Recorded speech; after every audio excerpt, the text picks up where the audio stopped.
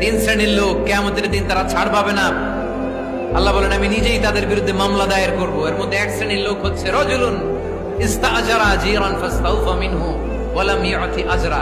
একজন শ্রমিক ভাড়া করে তার কাছ থেকে কাজ নিয়েছে কিন্তু তার পারিশ্রমিক আদায় করে নাই। এরকম আছে না নাই? দাপট দেখায় ইউনিভার্সিটির ক্যান্টিন গুলোতে। ইউনিভার্সিটির ক্যান্টিনে যে খায় বাগের বিল দেয় না, এরকম ডাকাইত আছে না নাই? চায়ের দোকানে চা খায় আগে পরে দিমু বিল দেয় না, আছে না নাই? দোকানে যে পণ্য কিনে বিল দেয় না, পরে দিমু, আছে না নাই? কিয়ামতের দিন আল্লাহ তোরে মাস্তানি ছুটাবে, চিল্লা এখন ঠিক কিনা? আনা খাসমুহুম, আমি নিজেই তাদের বিরুদ্ধে মামলা দায়ের করব। কথাটা কার?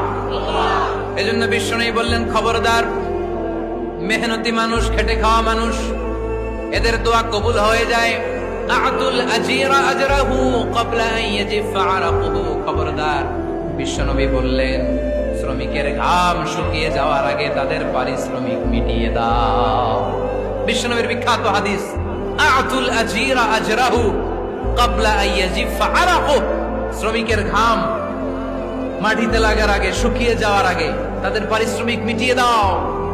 কেননা তারা যদি বদদোয়া করে তোমার জীবনকে জাহান্নাম বানিয়ে দিবে কে?